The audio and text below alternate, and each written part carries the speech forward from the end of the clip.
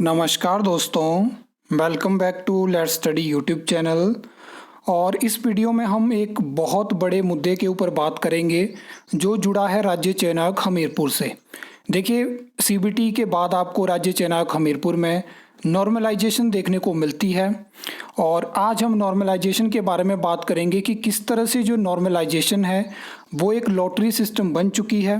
देखिए, इसमें स्टूडेंट की कोई गलती नहीं है कि नॉर्मलाइजेशन की मांग उन्होंने नहीं रखी थी। सीबीटी एग्ज़ाम है, मल्टीपल शिफ्ट में एग्ज़ाम कंडक्ट होगा, तो ऑब्वियस सी बात थी कि नॉर्मलाइजेशन यहाँ पे इंट्रोड्यूस होनी थी। लेकिन हम कुछ ऐसी चीज़ों के ऊपर बात करेंगे जहाँ पे जानबूझ के जो है वो इस तरह के सिस्टम को सरकार लागू करने की कोशिश कर रही है। अब इसमें आयोग क्यों एग्री करता है, उन चीज़ों के ऊपर हम बात करेंगे। और इस तरह की वीडियो आपको किसी भी चैनल पे देखने को नहीं मिलती है। वीडियो को एंड तक ज़रूर देखना।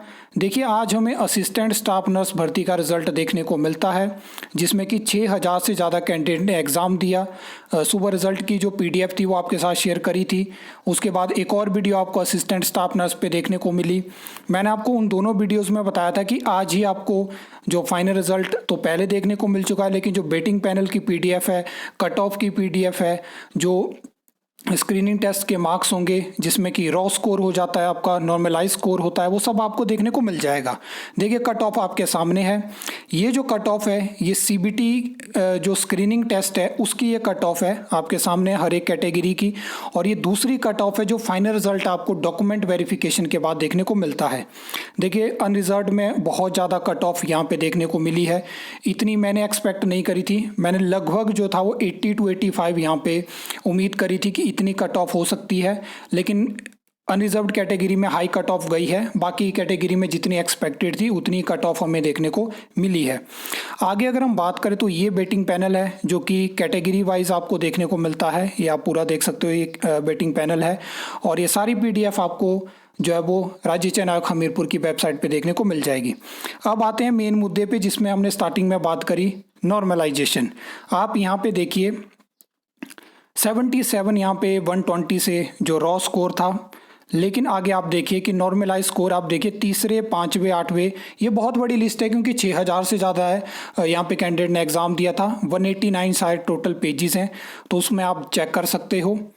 लेकिन एक लॉटरी सिस्टम बन चुका है। अब देखिए, मैंने ये भी एक तरफ आप बोलोगे कि एक तरफ आप कह रहे हो कि सीबीटी है तो ऑब्वियस सी बात है नॉर्मलाइजेशन होगी, अलग अलग शिफ्ट में एग्ज़ाम कंडक्ट होगा। और दूसरी तरफ आप कह रहे हो कि सरकार या आयोग जानबूझ के इस तरह की चीज़ें कर रहे हैं।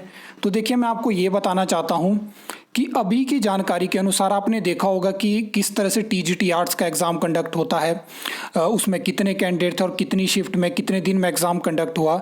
तो वहाँ से जब हम कैलकुलेशन करते हैं तो इतना अंदाज़ा हमें लगता है कि 7000 के आसपास स्टूडेंट का एग्ज़ाम एक दिन में कंडक्ट हो सकता है। और उस दौरान तो हमें सिर्फ 2 शिफ्ट देखने को मिली थी। उस टाइम पे 3 शिफ्ट नहीं थी क्योंकि वो 2 घंटे का एग्ज़ाम हमें देखने को मिला था। अभी 1.5 घंटे का एग्ज़ाम है। तो अगर आपके पास इतनी फैसिलिटी है तो फिर एक एग्ज़ाम जिसमें कि लगभग 7000 के आसपास यहाँ पे कैंडिडेट थे, तो क्यों 2 दिन यहाँ पे एग्ज़ाम रखे गए? क्योंकि मैं आपको बताना चाहता हूँ कि जब इस एग्ज़ाम की मतलब असिस्टेंट स्टाफ नर्स एलोपैथी की सबसे पहले एग्ज़ाम डेट थी तो ये सिर्फ एक दिन एग्ज़ाम कंडक्ट होना था, लेकिन बाद में 2 दिन की डेट हमें देखने को मिली। अगर आपके पास सीबीटी सेंटर हैं, उनमें इतनी कैपेसिटी है, तो जानबूझ के क्यों मल्टीपल शिफ्ट में एग्ज़ाम कंडक्ट करवाना है? ये सेम चीज़ें आपको जेई सिविल के लिए देखने को मिल सकती हैं। और भी एग्ज़ाम ऐसे होंगे जहाँ पे 10,000 से नीचे आपके कैंडिडेट होंगे, तो अगर उनको जानबूझ के 5-6 शिफ्ट में कंडक्ट करवाया जाता है तो नॉर्मलाइजेशन इंट्रोड्यूस होगी। अब एक ऐसी नॉर्मलाइजेशन जहाँ पे ज़्यादा से ज़्यादा मैंने उम्मीद करी थी कि हिमाचल प्रदेश में 4 या 5 नंबर हार्डली मतलब इतना इंक्रीज़ हो सकता है, तो यहाँ पे मैं देखता हूँ तो 6 से 7 नंबर का डिफरेंस है। ऐसे एग्ज़ाम में एक एक नंबर लेना बहुत मुश्किल हो जाता है। और नॉर्मलाइज स्कोर में तो पॉइंट पे बात आ चुकी है। ऐसा नहीं है कि पॉइंट हाफ है या कुछ भी चीज़ है, पॉइंट पे बात है। एक नंबर तो छोड़िए, लेकिन यहाँ पे इस तरह की चीज़ हो रही है। तो क्या आप एग्री हो कि जब इतनी कैपेसिटी है और एक दिन में एग्ज़ाम कंडक्ट हो सकता है, 3 शिफ्ट में कंडक्ट हो सकता है, तो क्यों 6 शिफ्ट करवानी, क्यों 5 शिफ्ट करवानी?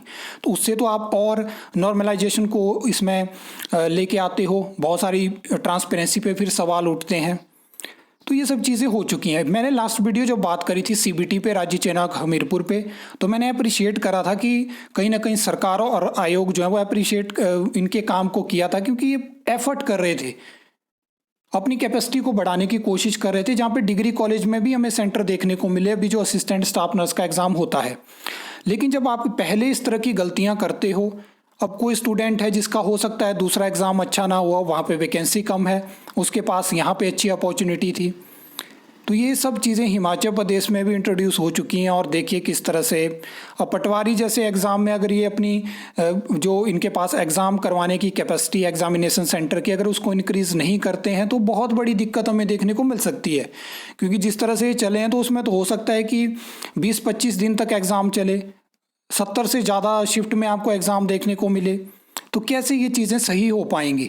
इसलिए मैंने इस वीडियो को बनाया ताकि आपको जानकारी हो कि इतना डिफरेंस भी हमें हिमाचल प्रदेश में रॉ स्कोर और नॉर्मलाइज स्कोर में देखने को मिला है। तो इन सब चीज़ों को ध्यान में रखें और कोशिश करेंगे इसमें आरटीए के माध्यम से एग्जैक्ट नंबर लेने की भी कि कितने कैंडिडेट का स्कोर बढ़ा है, कितने का घटा है, क्या क्या चीज़ें हुई हैं। और मैं तो काफ़ी टाइम से जो इनका नॉर्मलाइजेशन का जो मेथड है, जो फार्मूला यूज़ करते हैं, उसके रिगार्डिंग भी चीज़ें कॉम्प्लिकेटेड रखी गई हैं, तो उसके बारे में भी एक एग्जाम्पल के तौर पर एक पोस्ट कोड की रिगार्डिंग जानकारी मांगी जाएगी। इस तरह की बहुत सारी इंफॉर्मेटिव वीडियो आपको चैनल पर देखने को मिलेगी। चैनल पर बने रहें और ज़्यादा से ज़्यादा इस वीडियो को शेयर करें ताकि बहुत सारे लोगों तक ये बात पहुँचे। आई होप आपको ये वीडियो अच्छी लगी होगी, इन्फॉर्मेटिव लगी होगी।